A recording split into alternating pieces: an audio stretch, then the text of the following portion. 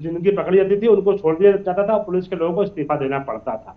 आज जो है उत्तर प्रदेश जो है विकास के रास्ते पर चल रहा है। और श्रीमान अखिलेश यादव ने क्या किया है, उन्होंने तो सहयोगी को साथ में लिया है, उनको भी ठग लिया है। एक कहावत है ना कि कोई ऐसा सगा नहीं जिसको हमने ठगा नहीं। ये बिल्कुल किरदार होता है उनके सहयोगी दलों के ऊपर जो अखिलेश यादव के साथ आज चुनाव लड़ने गए हैं। क्या कारण है कि उनको अपने अपनी सीटें छोड़ करके दूसरी सीटों में जाना पड़ रहा है? क्योंकि जनता उनको बिल्कुल बर्दाश्त नहीं कर रही है, क्योंकि जो उन्होंने भारतीय जनता पार्टी को जो छोड़ के गए हैं, और वो अगर इतने सक्षम होते तो उनको उसी सीट पर लड़ना चाहिए था जहां से लड़ते थे। तो सीधी सी बात यह है कि आज विकास की जो रेखा खींची है भारतीय जनता पार्टी ने, जिन लोगों को हम एक सिलेंडर जो हमने उज्ज्वला योजना सिलेंडर दिए, हम उनको होली दिवाली 2 सिलेंडर फ्री में और देने जा रहे हैं। हम जो है कन्याधन के रूप में 1 लाख रुपया बेटिया की शादी में हम देने जा रहे हैं। लोग आप पर भरोसा कर रहे हैं, शिक्षा में लोग आप पर भरोसा कर रहे हैं, मतदाता आप पर भरोसा कर रहे हैं, आप ये कह रहे हैं। अच्छा ये बताइए, अगर मैं आपसे पूछूं 2017 में इन 160 सीटों में, पूर्वांचल के 160 सीटों में लगभग 120 बीजेपी ने जीत हासिल की थी, क्या वही आंकड़ा रिपीट होने वाला है या यहां पर कुछ तस्वीर, कुछ नुकसान देख रहे हैं? ईमानदारी से बताइएगा। देखिए मैं ईमानदारी से कहना चाह रहा हूं कि 2017 का जो हमारा रिजल्ट आया था, हम लगभग उसके पास ठहरेंगे।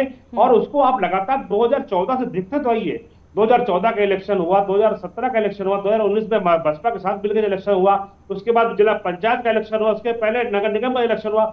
हर जगह भारतीय जनता पार्टी 2/3 बहुमत से जीतती आ रही है। और ये खाली जो है ऐसे नहीं जीत रही है, क्योंकि जनता के जो काम कर रहे हैं। आज गरीबों का बेटा प्रदेश का प्रधानमंत्री जो पिछले जाति से आता है, वो गरीबों के घर डायरेक्ट बेनिफिट से ट्रांसफर कर रहा है। आज घरों का मालिक बना रहा है ना, पहले क्यों नहीं बनाया लोगों ने? आज घरों में बिजली जा रही है ना, हमने कहा है कि हम हर घर नल पहुंचाने जा रहे हैं, हमने कहा। ठीक है, संजीव जी जुड़ गए हैं, एक रिएक्शन संजीव जी से भी ले लूं। संजीव कौशिक जी, बीजेपी को उम्मीद है कि जो काम इन्होंने किया है उस पर वोटिंग इनके पक्ष में हो रही है। आप बताइए कि आपको क्या लग रहा है, आने वाले 2 चरणों की अगर हम बात करें, पूर्वांचल की लड़ाई की बात करें, तो कौन से फैक्टर्स बीजेपी के अगेंस्ट जा रहे हैं, समाजवादी पार्टी के पक्ष में जा रहे हैं?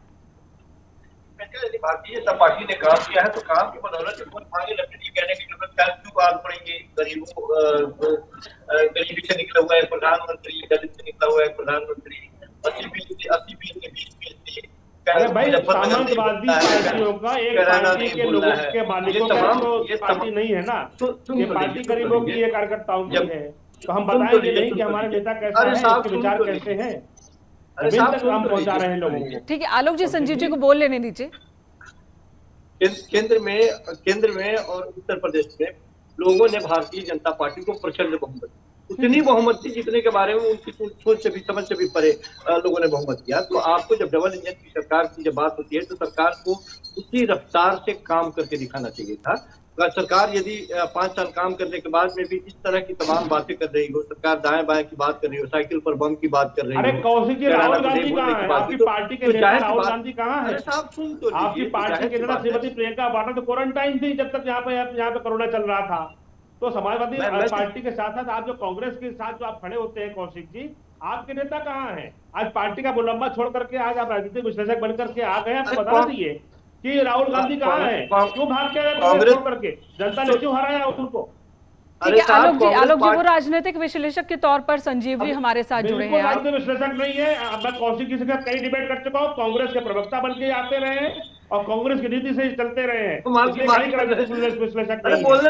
ठीक है संजीव जी को बोलने नहीं दीजिए, अपनी बात पूरी कर लेने। आलोक जी कांग्रेस के नेता, इनके नीचे लिखे कांग्रेस के नेता है ये आप मुझे जो कोई इंडिपेंडेंट आवाज नहीं है। आप मुझे जो भी आलोक जी बोलने दीजिए उन्हें। आलोक जी जो भी मुझे प्रवक्ता बनाना है बना दीजिए, हमें कोई गुरेज नहीं होती, लेकिन मैं सिर्फ क्या कह रहा हूँ, कई डिबेट आप कर चुके हैं, मैं आपको जानता हूं। अरे सुन तो लीजिए, सुन तो जी संजीव जी कहिए, संजीव जी कहिए। मैं सिर्फ ये कह रहा हूँ कि भारतीय जनता पार्टी ने यदि काम किया है तो डंके की चोट पे, क्योंकि लोगों ने बहुमत अपार दिया है, तो डंके की चोट पे अपने कामों की सूची दिखाने की जरूरत है। कांग्रेस पार्टी वो तो दिखा रहे हैं, वो तो बता रहे हैं, वो तो बता रहे संजीव जी, वो तो लंबी फहरिस्त गिना रहे हैं कि उन्होंने क्या क्या काम किया। उन्होंने उज्ज्वला योजना का नाम लिया, गरीबों के लिए आवास का नाम लिया, शौचालय बनाने का नाम लिया, तमाम गिना रहे हैं वो। ठीक है मनोज रघुवंशी जी आपके पास आते हैं।